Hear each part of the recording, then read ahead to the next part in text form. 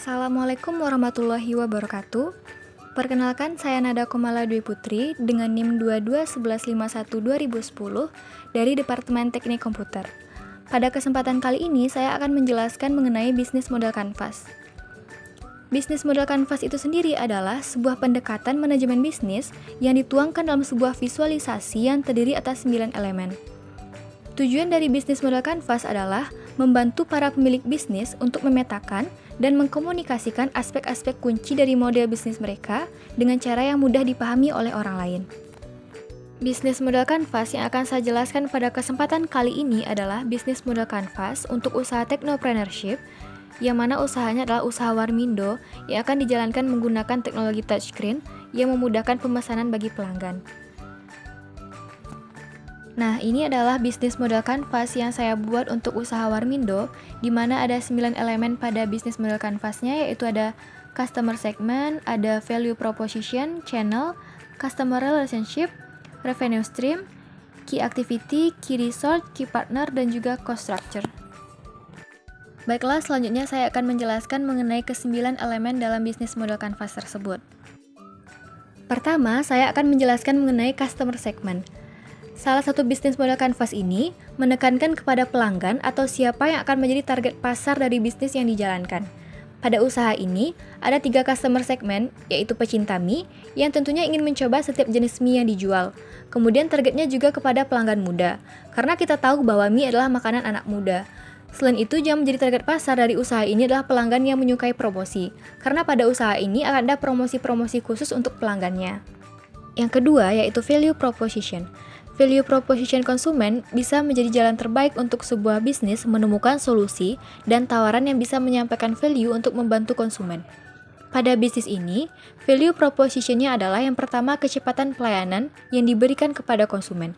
Hal ini dikarenakan pada bisnis ini akan menggunakan QR di setiap mejanya yang dapat diakses oleh pelanggan untuk memesan makanan tanpa perlu mengantri. Selain itu juga disediakan teknologi touchscreen yang juga digunakan pelanggan saat memesan makanan, sehingga pelanggan mendapat pengalaman pemesanan yang menarik. Dan dengan menggunakan teknologi tersebut, pelanggan dapat memilih sendiri menu atau varian mie yang ingin dipesannya. Elemen berikutnya yaitu channel. Channel menjadi sarana untuk memperkenalkan sebuah produk dengan target sasaran yang tepat. Pada bisnis ini ada 2 channel yang digunakan, yaitu own store dan juga web store. Jadi, produk dapat diperkenalkan langsung di tempat usahanya dan juga bisa melalui web agar dapat menjangkau pelanggan yang lebih jauh. Selanjutnya yaitu customer relationship. Nah, pada bisnis model kanvas, kita juga perlu memperhatikan hubungan atau interaksi dengan konsumen. Nah, pada bisnis model kanvas ini, untuk customer relationship-nya yaitu dengan memberikan membership atau program loyalitas, sehingga pelanggan yang merupakan member akan mendapat diskon tertentu. Dan yang kemudian ada layanan pelanggan, yang mana pelanggan dapat menggunakan layanan tersebut saat tidak paham atau ada kendala dalam melakukan pemesanan melalui QR ataupun melalui touchscreen. Elemen selanjutnya yaitu revenue stream. Mengembangkan bisnis tentunya sama hal dengan berusaha memperoleh keuntungan atau pendapatan bisnis.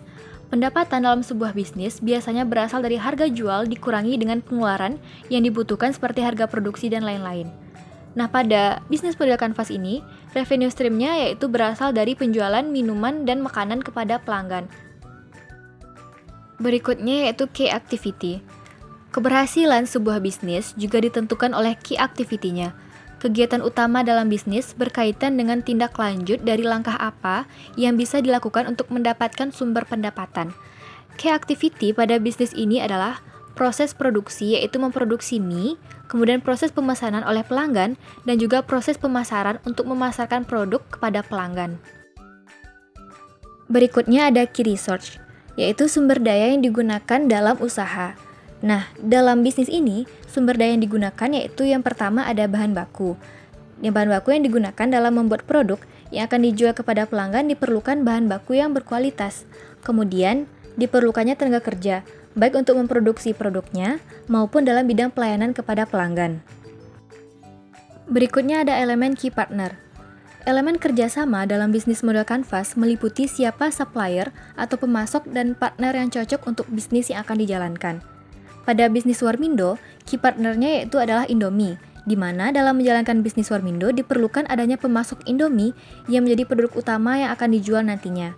Kemudian bekerja sama dengan penyedia teknologi touchscreen yang digunakan pelanggan untuk memesan makanan. Dan terakhir juga bekerja sama dengan mitra pembayaran digital seperti GoPay, karena dalam usaha ini pelanggan dapat membayar pesanannya dengan uang digital. Yang terakhir yaitu ada cost structure. Sebelum memulai sebuah usaha, perlu diperhatikan rincian biaya-biaya yang akan diperlukan nantinya. Dalam usaha Warmindo, cost-nya terbagi menjadi beberapa. Yang pertama ada biaya produksi, yaitu biaya yang digunakan untuk proses produksi seperti untuk membeli bahan makanan, kemudian biaya upah tenaga kerja yang akan diberikan kepada para pekerja, ada biaya promosi, yaitu biaya-biaya yang dibutuhkan untuk mempromosikan produk, dan yang terakhir yaitu ada biaya operasional dan maintenance. Jadi, kesimpulannya, bisnis model kanvas untuk usaha Warmindo dengan touchscreen berfokus pada peningkatan efisiensi dan kenyamanan pelanggan. Dengan teknologi touchscreen, pelanggan bisa memesan makanan secara mandiri, mengurangi waktu tunggu dan antrian. Warmindo memberikan nilai tambah melalui pengalaman modern dan lebih cepat, didukung oleh aplikasi digital untuk promosi dan program loyalitas. Dari sisi operasional, membutuhkan investasi pada perangkat touchscreen, bahan makanan, serta teknologi pendukung seperti sistem pembayaran digital. Aktivitas utama meliputi penyediaan makanan, pemeliharaan perangkat, dan pengelolaan promosi.